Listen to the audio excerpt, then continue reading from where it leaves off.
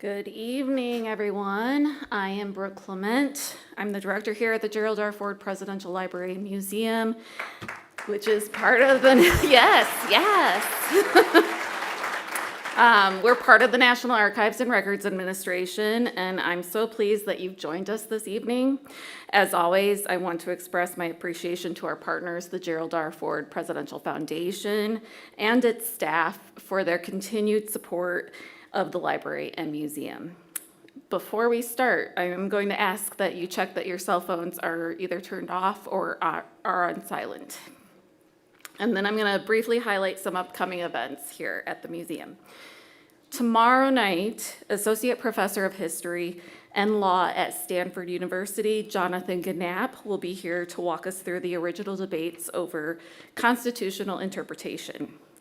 Next week, July 2nd, retired Rear Admiral Juan Nguyen will share his personal reflections on his escape from South Vietnam during the Vietnam War. And he'll also talk about President Ford's leadership during the 1975 refugee crisis and his own 30 years of military service. His story is really remarkable. You're not going to want to miss that one. And then July 4th, we are going big, and we're going to have a big old hoopla here at the museum. So we are commemorating the 4th with free admission to the museum. That's all of the exhibits, and that from 10 a.m. to 5 p.m., just please come out. We're going to have crafts for the kiddos. We're going to have reenactors such as John Adams, Benjamin Franklin, Frederick Douglass. Please join us. We'll have some giveaways. We'll have some archival film footage. And there will be 5 food trucks out on the on Circle Drive, so we'll have the food too. And then July 14th, Gleaves Whitney, the executive director of the Gerald R. Ford Presidential Foundation, is going to be speaking at 11 a.m. that day, and he will be unpacking the significance of the Northwest Ordinance. For more details on these and other programs and exhibits here, please visit our website at fordlibrarymuseum.gov. And now I'm going to turn it over to Don Cooper, the Chief Operating Officer of the Foundation.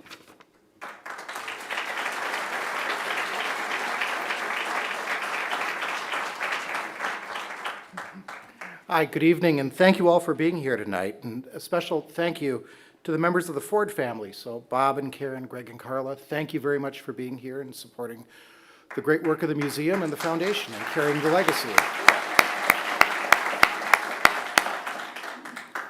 Also, thank you to our members of our Board of Trustees who are here. So Chair Hugendorn and other foundation trustees, Mike Jandernoa, David Hooker, Johnny Brand, and former trustees John Babb. Thank you for your attendance.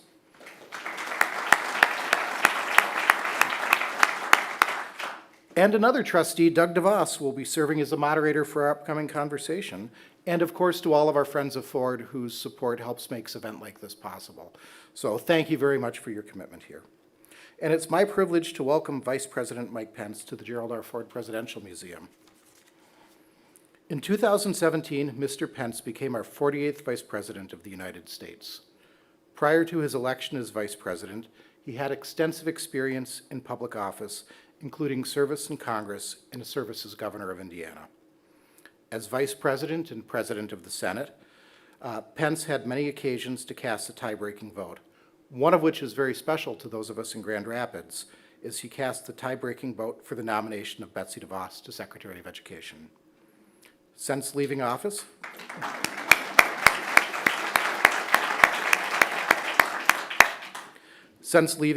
Vice President Pence has authored 3 books, So Help Me God, Go Home for Dinner, Advice on How Faith Makes Family and Family Makes a Life, and the book that we will be discussing tonight, What Conservatives Believe, Rediscovering the Conservative Conscience.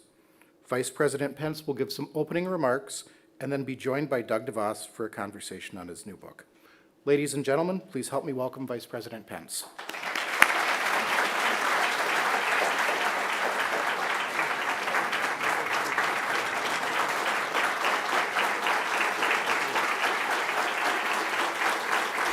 Thank you.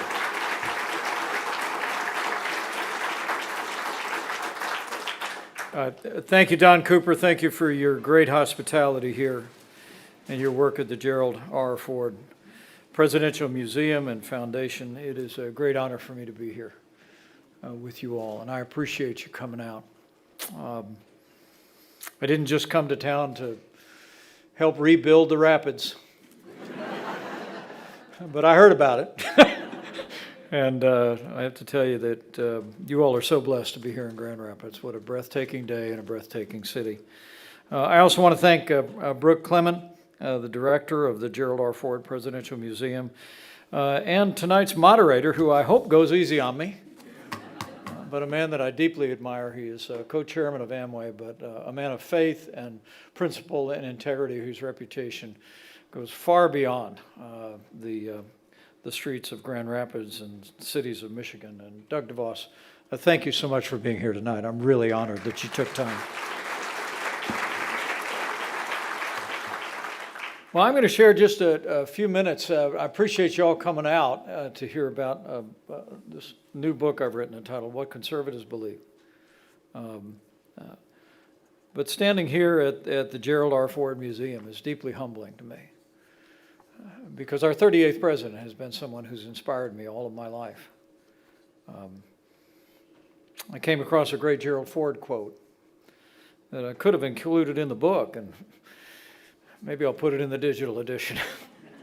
He said, "Conservatism has always meant more to me than simply sticking up for private property and free enterprise. It has also meant defending our heritage and preserving our values." President Gerald R. Ford. What Gerald R. Ford has also meant to me, and I believe if President Kennedy were to write another chapter in Profiles in Courage, it would be our 38th president who was included.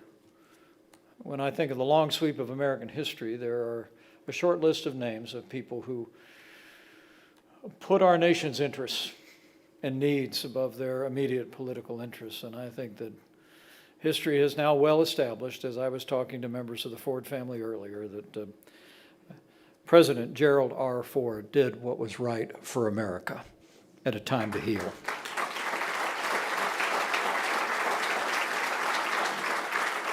So I'm honored to be here in this great museum commemorating his life and legacy, and to be with all of you who are great admirers of him and the First Lady. A lot's happened since we were last together. Karen and I moved home to Indiana. I bought 5 acres and a pond, got a pickup truck, riding mower, 5 grandkids under the age of 5, 2 on the way. Believe. Rediscovering the conservative conscience. It was inspired by a book, 1960, by Senator Barry Goldwater, who would go on to run for president and lose the election in 1964. So we also have that in common. But the book survived that campaign and ended up becoming something of a classic in the rising conservative movement that eventually would carry Ronald Reagan to the White House in 1980. And it defined the Republican Party, I would argue, for the last 50 years, from the Reagan-Bush years to the Trump-Pence years. It was a commitment to a strong defense, to limited government, to free market economics and traditional values. And all along the way, over those 50 years, as I argue in my book, the contest was between a conservative Republican Party and a liberal Democrat Party, in a very traditional sense of that term. But I wrote the book because politics are changing around us and changing very rapidly. I would argue with great respect that the Democratic Party has, in many respects, been overtaken by the populist left, or the progressive left, forgive me, embracing even the politics and candidates who embrace socialism openly, who question America's role in alliances in the world and even question our commitment to our cherished ally, Israel, sometimes in the darkest of terms. But I also wanted to write this book because the conservative movement itself right now is also challenged from what I call the populist right, that in many respects would embrace isolationism and protectionism and marginalize the values that have really been at the heart of our movement over the last 50 years. And so this book is really about trying to start a conversation in the party about what conservatives believe. Because I know once we get through these midterm elections, I told a reporter the other day, it'll be 5 minutes later that we start talking about the next presidential election. And they said 2. But I think it's going to be more important for people in our party to think about what we're for before we decide who we're for. Because I want to say very emphatically, I think the new Trump administration has gotten a lot right. Ended the worst border crisis in American history. We have the most secure border in the history of this country. Extended all those Trump-Pence tax cuts from our first term to create a foundation for growth in our economy. And stood up to Iran and stood with Israel like no administration in modern history. But there have been departures, and Doug and I will probably talk about some of them. Stops and starts with regard to support for Ukraine. I'm someone that has long believed since that brutal and unprovoked invasion by Russia 4 years ago that the United States, as leader of the free world, should marshal the resources of free nations around the world and give Ukraine what they need until they defeat and repel that Russian invasion. And secondly, on economic policy, the president, you may have heard, likes tariffs. That wasn't news to me, but the way they've applied them in this administration was different than ours. We used them as leverage in our 4 years together, but the broad-based tariffs imposed on friend and foe alike till the Supreme Court turned them back was different. Nationalizing American businesses, price controls, and of course marginalizing values have all represented a departure from policy. Now, I will tell you, I know President Trump better than his most ardent defenders. We served together every day for 4.5 years, and we had a close working relationship. Didn't end the way I wanted it to, but I'll always believe by God's grace I did my duty at the end of our administration to support and defend the Constitution. But the one thing, and I say this in the book if you get a chance to look at it, President Trump is not ideological. In fact, he bristled from time to time when people would call him a conservative, because he never claimed to be a conservative. He would always wave his hand at me and say, common sense, common sense. And I stipulate that in the book. But there are forces within our party that would like to take the departures of this new Trump administration from that traditional conservative agenda and make that the new agenda of the GOP. And I think it deserves a healthy debate. I think it's a Republican time for choosing whether we're going to stay on the path of the time-honored principles that have delivered security and prosperity for the American people, or whether we're going to follow the siren song of populism unmoored to conservative principles. And that's why I wrote the book. You know, I love that Bible verse. It's in the front of the book that simply says, we must pay more careful attention to what we've already learned, lest we drift away. I think this is a time, an ever more dangerous world, challenges for families as never before, uncertainty in our economy, now more than ever, I believe.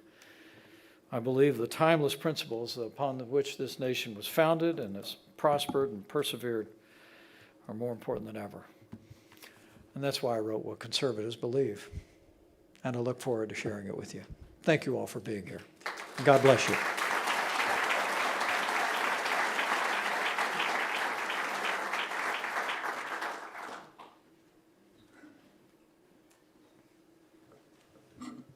Okay. Well, Mr. Vice President, thank you for being here in Grand Rapids with all of us again. I think you can see by the attendance and the welcome how appreciated and respected you are, and so how grateful we are to have a chance to chat a little bit. Thank you, Doug. Very kind. You know, we're here, and so many of us are fans of President Ford. And when you talk about President Ford, our shoulders go back, our back gets straight, and we're pretty excited about all those sorts of things. And it's remarkable because you both share the place in history of having to make a really difficult decision when the whole world's watching. And we know what those decisions were, but can you talk a little bit about what it's like to be in that seat, to make that decision, and what you relied on, what was in your heart at that time? Well, thank you. I'm very humbled by that characterization in any comparison. But I will tell you, in those fateful days, for me, it was always about keeping faith with the Constitution. I've got a chapter by that title in this new book, because I think it's a core principle in this country that we are not a nation that has prospered because of our ethnic background. It's because of the ideals enshrined in the Declaration of Independence and the government framed in the Constitution of the United States. And so for me, leading up to those days, I always felt that my duty was very clear. The Constitution, the 12th Amendment all made it clear that the only role the Vice President has in the counting of electoral votes is to preside over a joint session of Congress where the Constitution says the votes are to be opened and counted. There's no Vice President in history had ever asserted the authority to decide what votes to count or send back to the states, nor should they have. I mean, the presidency belongs to the American people and the American people alone. And from the first time I heard that floated, I thought that it's maybe no idea more un-American than the idea that any one person could choose the American president. And so for me in those days, with my wife at my side, for us it was very simple. I'd put my left hand on Ronald Reagan's Bible on January 20th, 2017. I'd raised my right hand.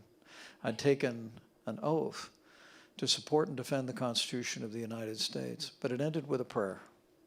And this is what Doug and I have a close friendship on. Because for me, it was a promise that you make, whether you're a law enforcement officer, and we've got some outstanding Grand Rapids law enforcement personnel here with us today. Whether you're a military officer like my son and son-in-law, or whether you're an elected official, you take the exact same oath. And it's a promise that you make to the people, and it's a promise you make to somebody else. And I'll always believe it was by God's grace that we did our duty that day to see to the peaceful transfer of power under the Constitution.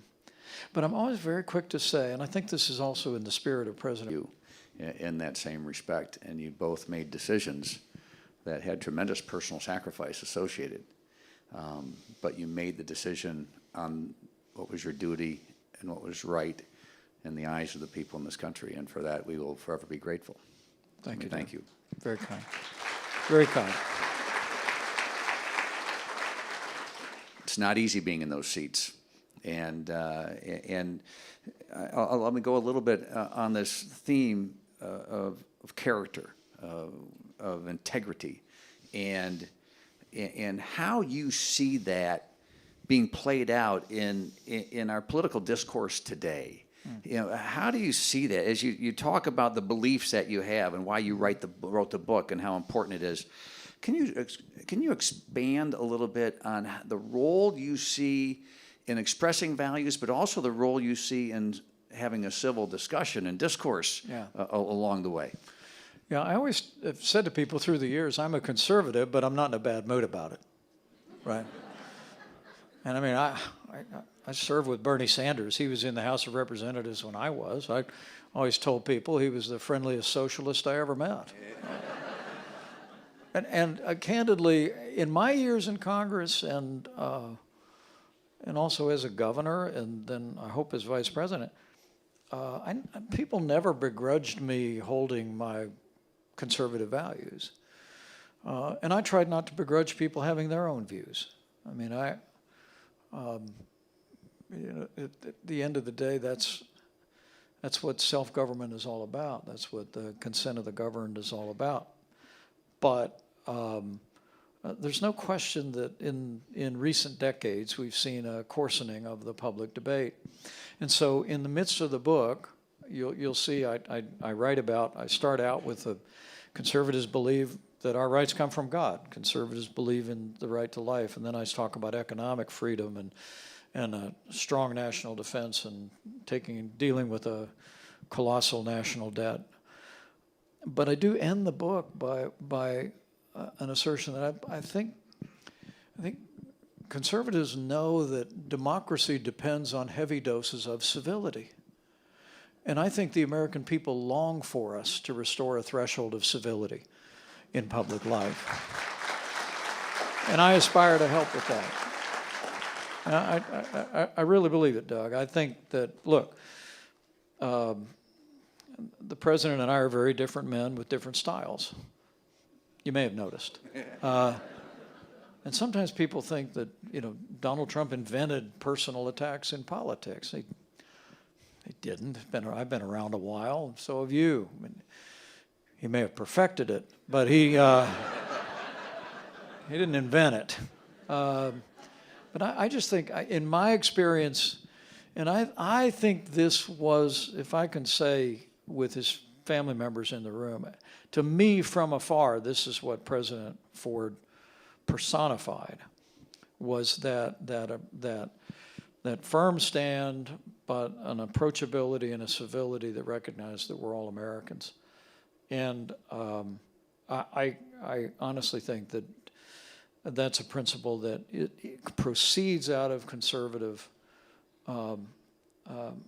values, because it comes from a place that we commonly refer to as the golden rule.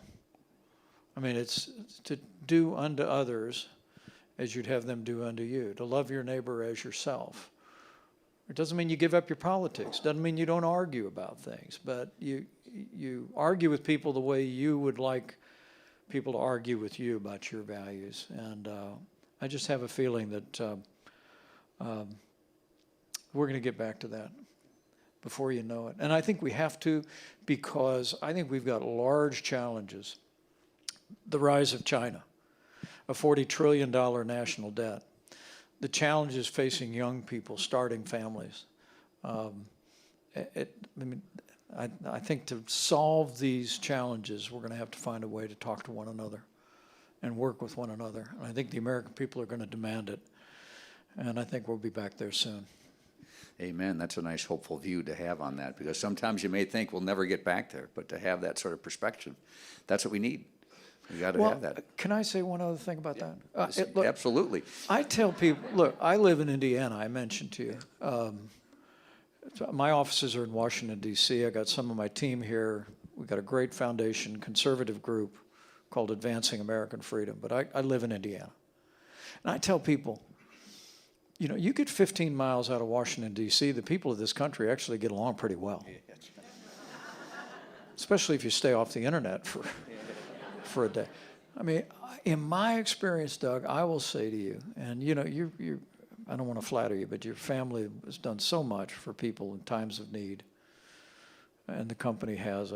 It's legendary. But I always tell people, we just had some rough weather in southern Indiana 2 days ago, and in Illinois. And I always tell people, when I was a governor, when I was a congressman, and vice president, I always had the bias of when the wind blows and beats against the house, when the floodwaters rise, I go. I think it's important to go just as quick as you can, to be there to make sure things are getting taken care of, right?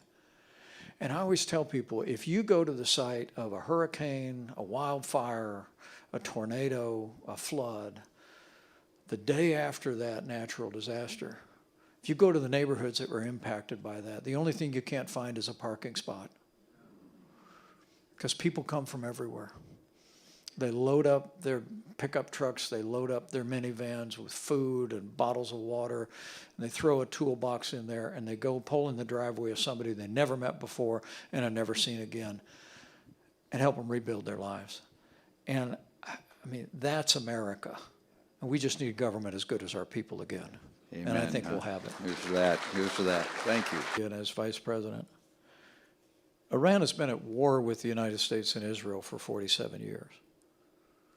They've sown violence across the region, claimed tens of thousands of innocent lives. Roughly 1,000 American service members were killed at the direct hand of Iranian efforts in Afghanistan and in Iraq. Iran is the leading state sponsor of terrorism in the world. And I think President Trump's decision to take the fight directly to the mullahs a year ago and to unleash our armed forces in Operation Epic Fury was historic. And our troops have responded brilliantly. The Iranian threat has been degraded more than at any time. And I think that's greatly to the president's credit. And I think he'd be the first to say even more to the credit of our men and women in uniform. All that being said, now we're 2 months into a ceasefire. As I said in one of those interviews over the weekend, I was dispatched by the president to negotiate a ceasefire when I was vice president. My prayers were with the vice president. I just don't trust the Iranians. And I have real concerns if we don't achieve ultimately a few specific objectives here. I mean, I'm glad to see the Strait open. But one more promise from the Iranians that they won't pursue a nuclear weapon is meaningless to me. They've made that promise through the Obama years. They've made it through the decades. And it was all built on a foundation of lies. I'll never forget the day in 2018 in the Oval Office when Israeli intelligence officials came in with a treasure trove of literally millions of documents that they had obtained. That showed that all through the Obama-Iran nuclear deal years and after that, the Iranians continued their headlong rush of verifiable dismantling of their ballistic missiles that threaten our troops in the region, threaten Israel and Europe. They have to commit to an accountable and verifiable end to the support of terrorist organizations like Hamas and Hezbollah and the Houthis. And they have to commit to simply restore freedom of navigation in the Strait. My concern is, and I know those are objectives that everyone's working toward, my concern is that giving them sanctions relief now, which we've lifted sanctions on oil, we apparently are going to free up some of the frozen assets, the talk of a $300 billion fund from Arab countries.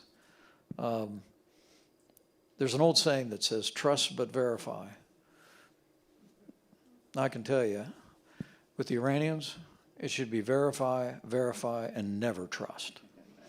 And so for me, I'm going to continue to be a voice for achieving that ultimate objective. I think President Trump has put us, with the courage of our armed forces, has put us in an absolutely unprecedented moment.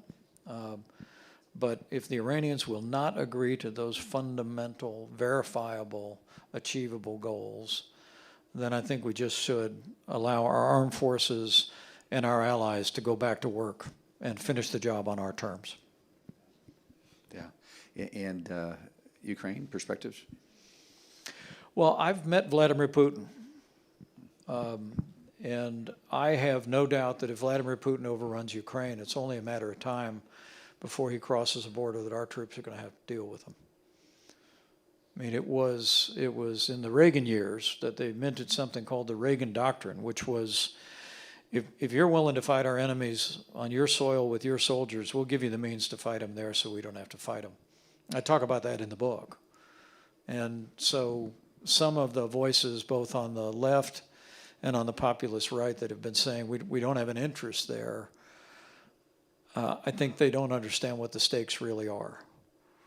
I mean, I literally, as I said, I've met Vladimir Putin. I've stood toe-to-toe with him. I've told him things he didn't want to hear. The man's not to be underestimated. He's made it clear for 25 years that he wants to reassert the old Soviet sphere of influence across Eastern Europe. That goes far beyond Ukraine. It's Estonia, Latvia, Lithuania, Poland.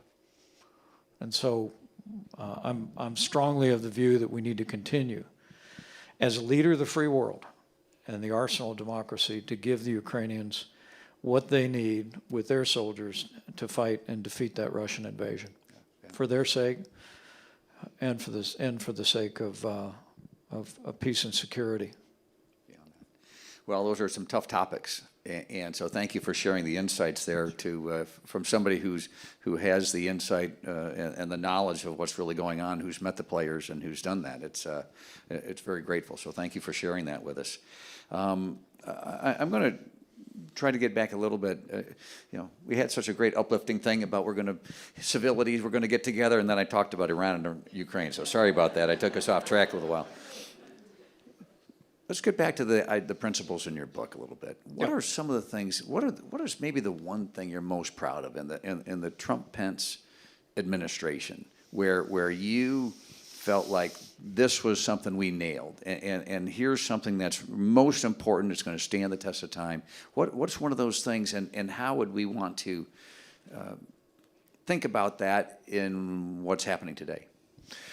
Well, I don't think there's any question that after years of budget cuts under the Obama administration, that the rebuilding our military in those years, which I'm pleased the new Trump administration has continued to do, modernizing our military. I was very involved in the establishment of the United States Space Force, which I think may well be one of the genuine, enduring legacies of our time in office together. But everything begins with providing for the common defense. The Constitution begins essentially with a preamble that describes the objectives of the government, and there's no more important objective than providing for the common defense. I do think the economic policies were working. I mean, I think it's I understand for a lot of young people, and I hope some are listening and looking on and joining us today, there's an attraction among younger Americans today to socialist ideas and socialist policies, socialist candidates in the Democratic Party. And frankly, on the populist right, there's been an attraction to some big government solutions that have been articulated. I mean, the administration's announcement a year ago that they were going to nationalize portions of U.S. Steel when Nippon purchased U.S. Steel. And now there's been a dozen or 20 companies where the federal government has taken a position. When the new Trump administration originally announced their plan to take shares in the first private company, Senator Elizabeth Warren said, quote, "I think Donald Trump's come across an idea that I came up with years ago." And I say respectfully to Senator Warren, she didn't come up with the idea of government taking over private enterprise. That was Karl Marx. But I know there's a lot of frustrations in the economy, and there's socialism is always the quick fix. If the government will just do that, then it'll be done. But as Margaret Thatcher said famously, the problem with socialism is you eventually run out of other people's money, right? And then it's draconian cuts and leaving people behind who actually need help and deserve help. So for me, the other great accomplishment was those across-the-board tax cuts for small businesses, family farms, and businesses of every side, for working families. It was rolling back excessive regulations that allowed companies to prosper and 10,000 factories to open. And it was about, appointing conservatives to our courts that uphold the rule of law. I think before that pandemic struck, our economy was booming. And I find myself traveling the country and trying to remind young people that it does work.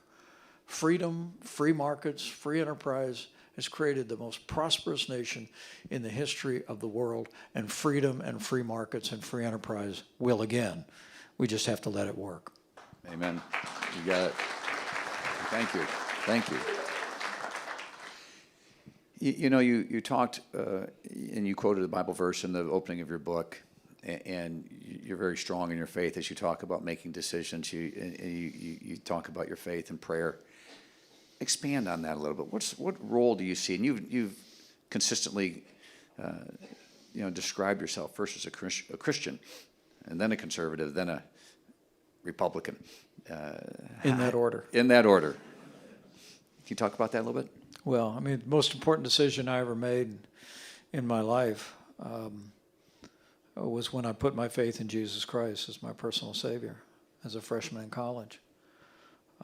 I'd grown up in a wonderful church family, but I didn't leave the church. I left religion. I just thought religion was a crutch. Some people needed it. I really didn't. But I met some people in college that started to talk to me about the Bible, and I remember I made that decision that it changed my life forever.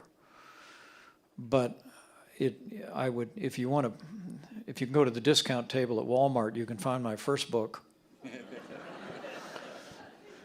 Because candidly, it took me a while to put that into practice. You know, where Jesus says, he who hears these words of mine puts them into practice. When I got into politics as a 29-year-old down in Indiana, I kind of decided that, you know what, I've got to embrace all this hard-hitting, negative politics to win an election. And I ended up regretting that deeply, and it shaped Karen and my thinking and our career. So when politics came back around in 10 years, we tried to carry ourselves in a way that first would honor God, and secondly would stand for principles more important than our election, and then thirdly be about winning and losing. And that to me has always been my sense of calling in this.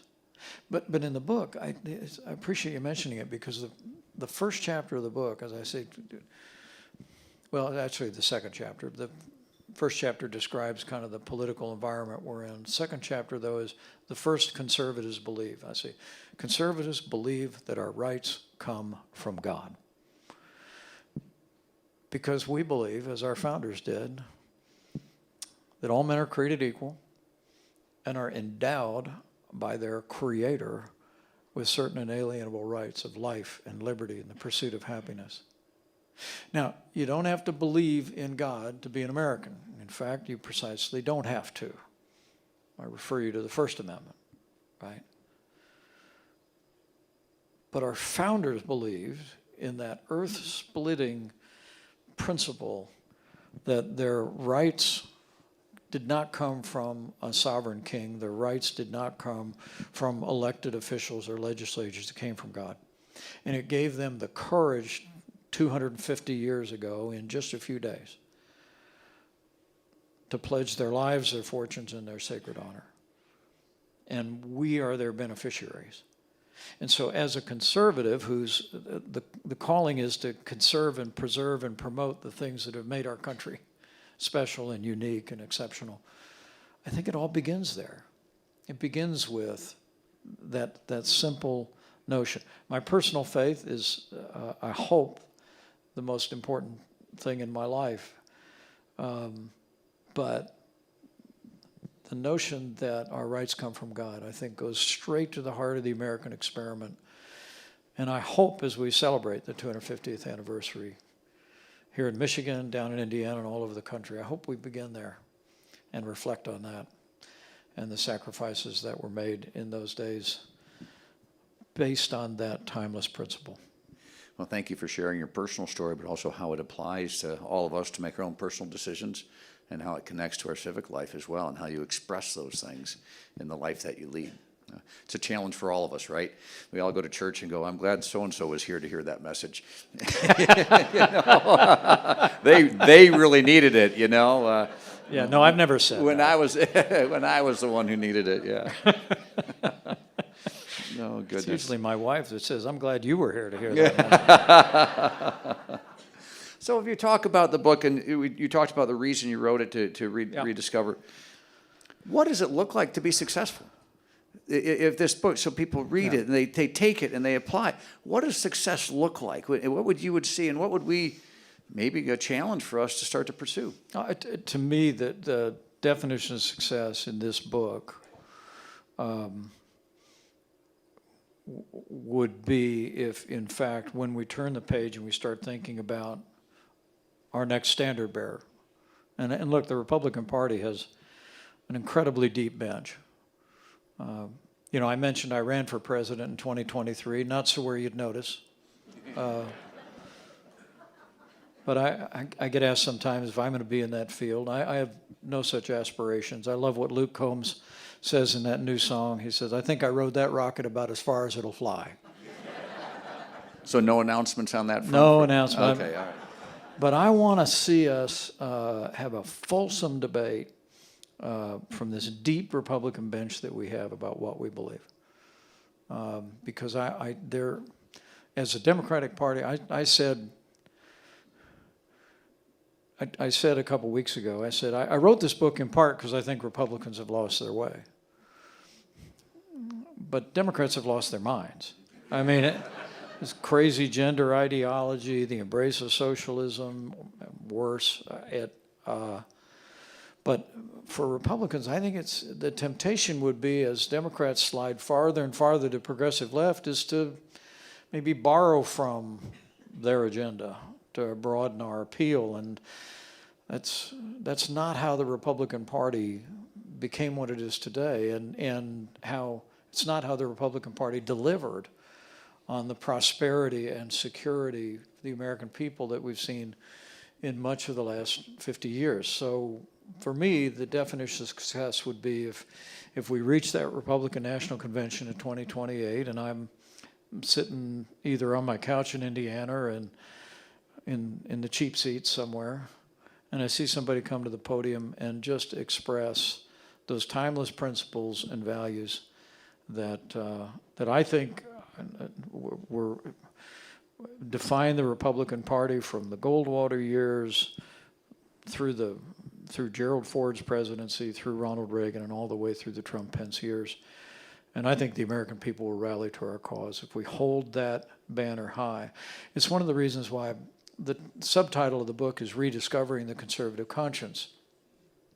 Conscience comes from a nod to Barry Goldwater's book, The Conservative Conscience, but rediscovering comes from Ronald Reagan's farewell address in the Oval Office, in which he said, "Many people credit me with bringing these great ideas forward for the American people, but," he said, "for me it's been more a rediscovery." And I have to tell you, and maybe it'll win me some points with some people in the room or looking on, I started in politics as a Democrat. I was the Youth Democrat Party coordinator in Columbus, Indiana in 1976. And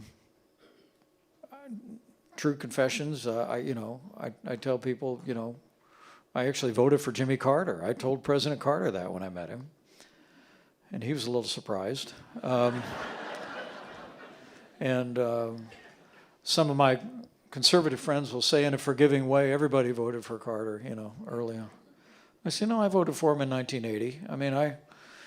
But it was when I started to listen intently to Ronald Reagan, and it wasn't the man, although he's, like most presidents, a compelling personality, appealing, but it was the principles that drew me to the Republican Party.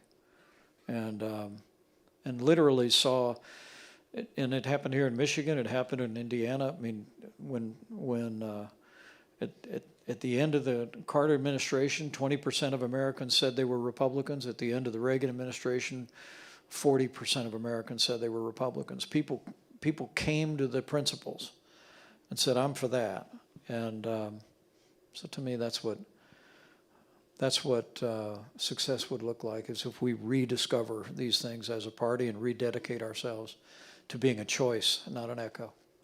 And you've done more than just write the book. You are organizing, advancing American freedom. You are being that place where people can come and have that discussion and advocate that for a lot of people who feel like they have been left behind, or they don't know maybe where the future is going. Can you talk about that a little bit, and the work that you're doing, and the people who've joined you in some of this effort to help that come about? Well, thank you. It's the two parts of my life. I've written this book, but this book very much has come out of the ongoing work that I've been about in the conservative movement. I think through my years in Congress and as a governor and as vice president, I wanted to continue that work after my involuntary retirement in 2021. And so we got together with some very talented and principled men and women and started Advancing American Freedom Foundation. You can find it online at advancingamericanfreedom.com. And it's recently gone through a significant amount of growth. We have former Attorney General Ed Meese brought his entire legal center to our team. His organization committed to defending the Constitution and the rule of law, and some of the leading conservative scholars in the country have come our way, and others are coming our way. And I'm very humbled by that because but I think it's important particularly as we go forward, that we have a beachhead for these principles in our nation's capital. I mean, I understand the deference that many organizations and many elected officials have had toward President Trump. It's a rather large figure. Some of these groups have not wanted to speak out when the administration has departed from that conservative agenda, but we've been different. We've been willing to speak out. But we've also been willing to speak out when we feel that they've gotten it right. We've been their loudest cheerleader. I've strongly supported Operation Epic Fury, commended the president from the outset in that, extending the tax cuts and ending the worst border crisis in American history was an extraordinary accomplishment by this administration, and we've spoken about that. But where there have been departures, I say there's a line in one of Herman Melville's novels where he says, to be an anchor to windward. You know, what we want to be at Advancing American Freedom Foundation is that anchor to windward, and be delighted anyone here or looking on that wanted to know more about our work and can look us up online and know that it's a group of happy warriors working on Capitol Hill to champion an agenda that's always made America strong and prosperous and free. Absolutely, and I appreciate the nautical reference too. That's always for all of Well, us you lake-going would. people. Yeah, You would. Did I get it right? It was anchored. to windward, right? Okay. You got it spot on. You know, in the time that we have left, maybe I'm gonna take advantage and do a two-part question of this, and let you kind of help bring us home here. One, I want you when we first connected today, what's the first question was about family. How's your family? You asked me about my family. We talk about your family, your wonderful family, grandkids on the way. You talked about that. Isn't it great to be a grandparent to brag about that stuff, huh? How many grandparents do we have here? All right, we all get to say, let's go for it, right? Man. Talk about if you can, the importance of family. So we're going in, you mentioned next week, 4th of July, 250th anniversary. President Ford presided over the bicentennial. This amazing time of being together. The role of the family in the future of our country. And also, what's the message in your mind about the hope of America as we think to our 300th anniversary? And if we want to think about the scope and the size and the scale of the work that we have ahead of us, lots of civilizations have come and gone. And it's going to take work for us to get there. So what do you see, talk about, if you can, the role of the family, how your family, and what you see, the strength that it means in our country, and then maybe our message to that next generation, or to people who feel disconnected, and they don't see America in their future, or they don't see that hope. What would be your message of hope for people in that respect? Well, thanks for such a wonderful closing question, Doug. And yeah, to know the Pences is to know a family.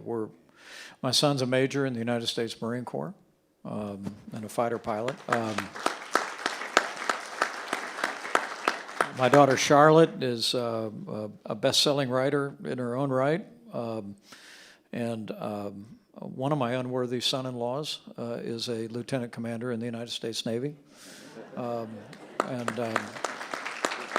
My daughter Audrey just finished a stint as an assistant U.S. attorney in Florida. Is married to a phenomenal guy who was the first civilian employee of the United States Space Force, and now they're both back in Washington D.C. So we're Karen and I figured out when our little Avery came along in 2021 that the reason we had kids was to have grandkids, and so. That's pretty much our life orbits around work in the movement and making time, as we will again tomorrow, to spend time with our grandkids. It's the richness in our life. But it's really, it was, one of the great thinkers in the history of conservatism was Edmund Burke. And I talk about him in the book. But he spoke about the family as the essential building block of a free society.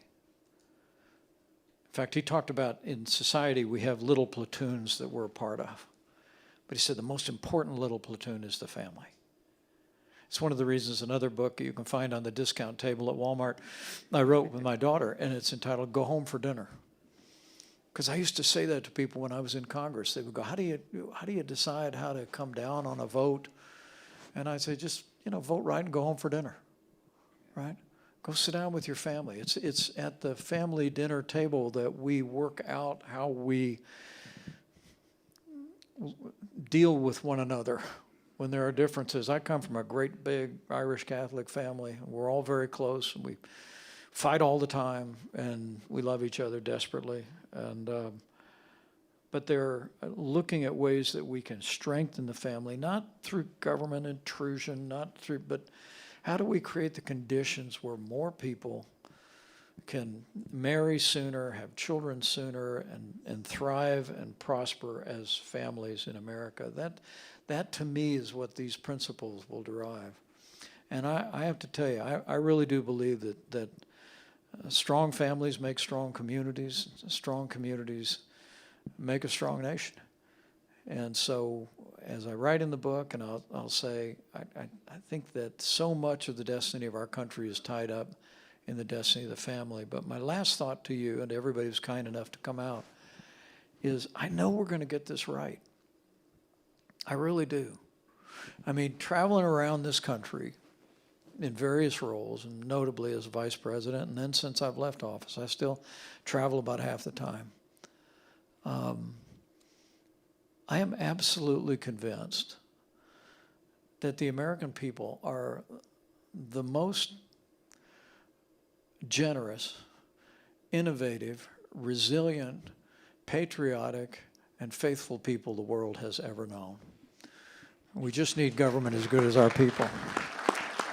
And I know we'll have it soon. So help us God. Thank you all for coming out. It's an honor to be with you.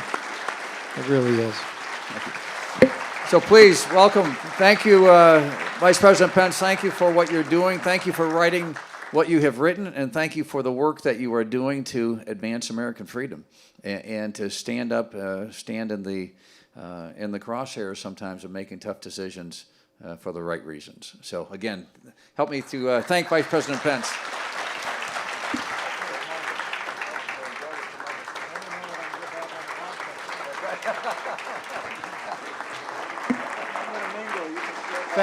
Thank you, Mr. Vice President. Thank you, Mr. Vice President. Thank you, Doug, for this inspiring evening tonight, and thank you all for joining us. Signed copies of the Vice President's book, What Conservatives Believe, are available in the bookstore, so please feel free to stop on your way out. But again, thank you very much, and have a great evening.